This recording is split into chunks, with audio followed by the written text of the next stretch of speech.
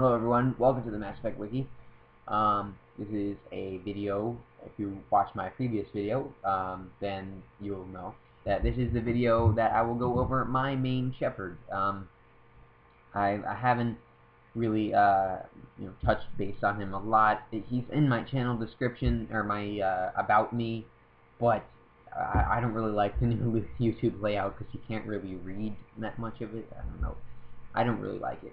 Maybe other people do, but it's not really for me.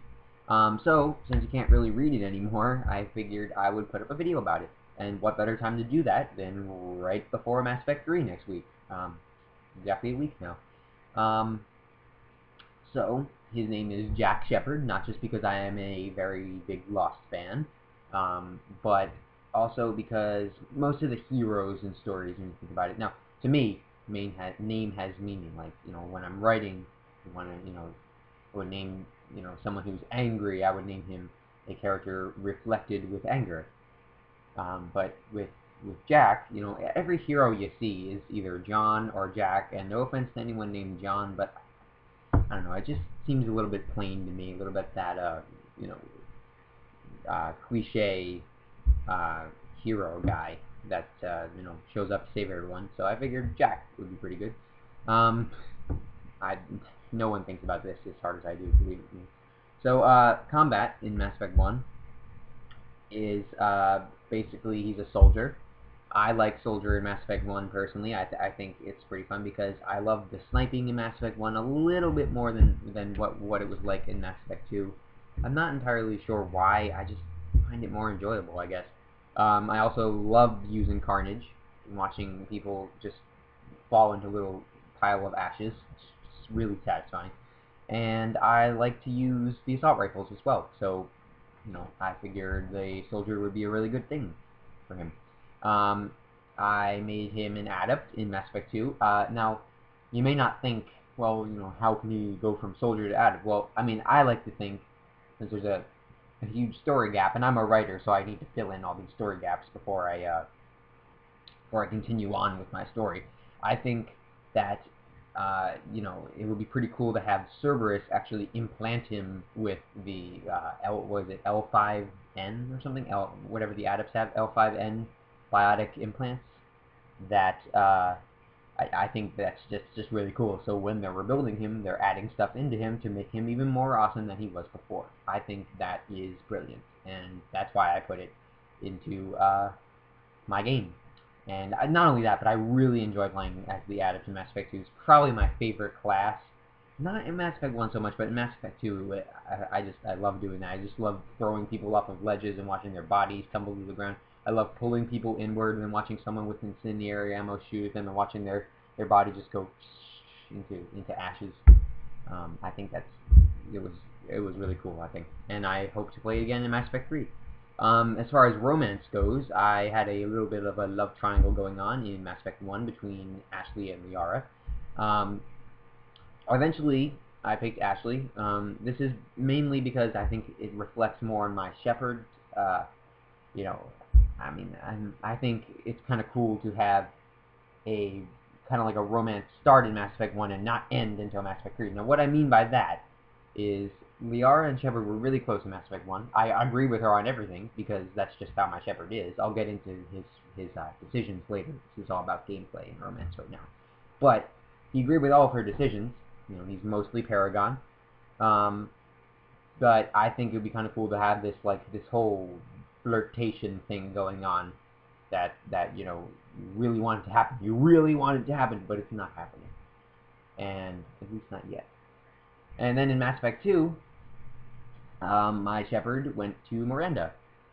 Well, I mean, a lot of people are probably thinking, oh, you scum, you cheated on Ashley. Yes. Yes, Jack Shepard did, and I can tell you with certainty that he enjoyed it.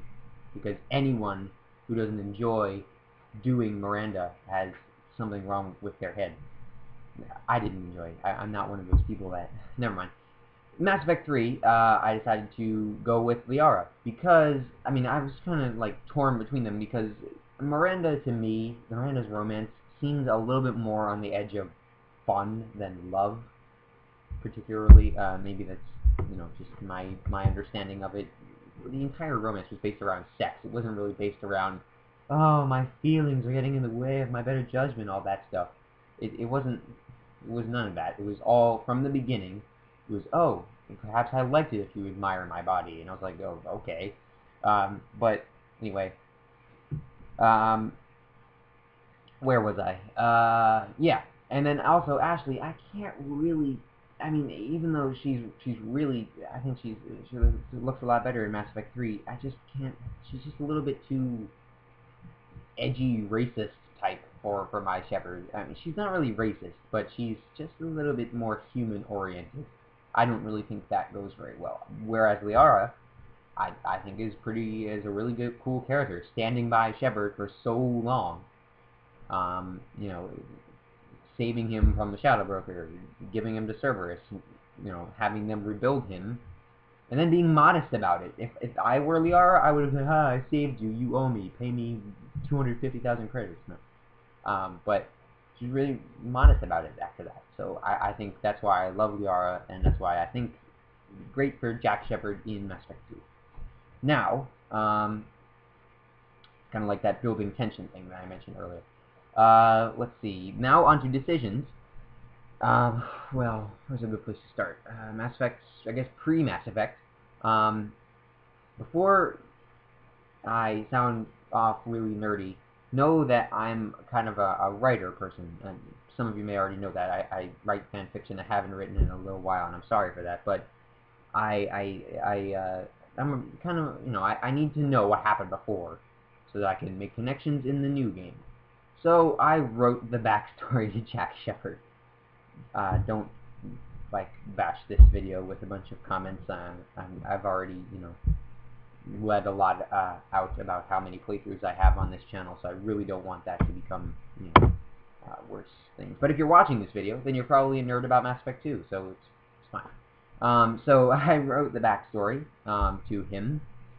I wrote how he grew up on Mindwar, used the colonist background, how Batarians fucked his life up, and then he went into the Alliance and saved everyone during the Skillian Blitz. That's, I think that's so great, because my Shepard went through a completely traumatic event that would literally have pretty much destroyed anyone else. Well, maybe not anyone else, but probably like put a damper on them for at least a really long time. Yet 2 years after the incident, he picked himself up, he went into the Alliance Navy, and then he just, like, went and, you know, showed a bunch of Batarians who was boss. I think that's amazing, I think. You know, because, you know, it just shows him coming up from nothing and going and, you know, killing everyone and being a hero, true hero. So that's why I think it's a good idea to do that. As far as decisions go, let's see here. I already told you about romance.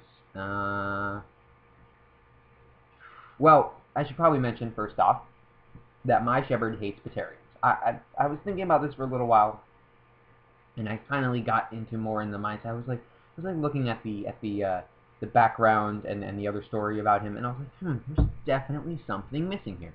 It was that. It was his little vice of his own, is he hates Batarians. And I mean, it's not just blatant racism. It's not just like, oh, he's a Batarian, I'm gonna go kick him in the face. You know, it's none of that. It's not like he sees a Batarian child and he wants to go kill it. It's not that. It's Batarian terrorists. They are significantly worse to him than, say, a human terrorist. Now, don't like, I'm pretty sure that I'm not making no sense now, but I'm trying to word this in a better way, but he just doesn't like the whole Batarian government. He doesn't like how they funded pirates to attack humans. He doesn't like how they're hot-headed, because it goes pretty much against everything that he believes in. Not to mention that they fucked his entire life up by killing his parents, and then killed a lot of his friends in the Alliance during the Skillian Blitz. So I think they really screwed him up, and I think that's why he really doesn't really like him. I had to play that card carefully, though, because there are a lot of Batarians in Mass Effect 2 that you don't necessarily want to be mean to.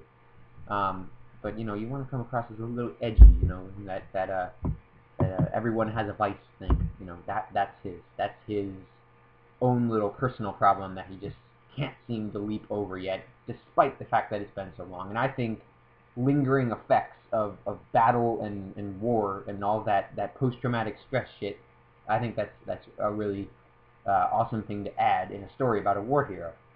Moving on, I'm trying not to get my my inner writer out too much. It's going on 10 minutes now. I think I was allowed for 15 minutes. I don't know.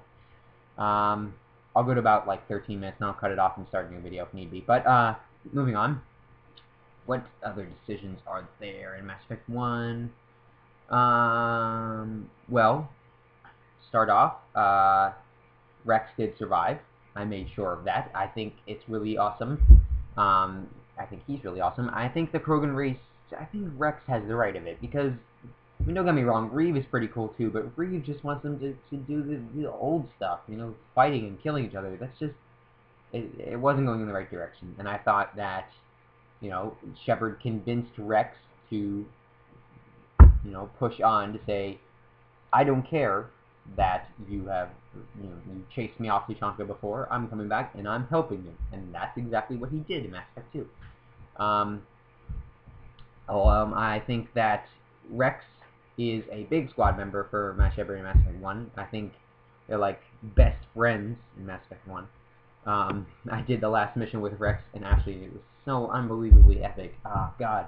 I love Rex's, like, his dialogue and his voice is like 3 scar thing right here. You don't know what happened to him, but you do know that it looks pretty bad. There's like a scar going down his face. Anyone else you see that out in broad daylight, you run away and call the police. That's how badass Rex really is. Anyway, I keep rambling on here. Yeah, I'm gonna stop the video right now and then start a new one after this. So go to part 2 from this. There will likely be an annotation on this video, but in case there isn't, it's probably going to be next to you in related videos. So, thank you, goodbye.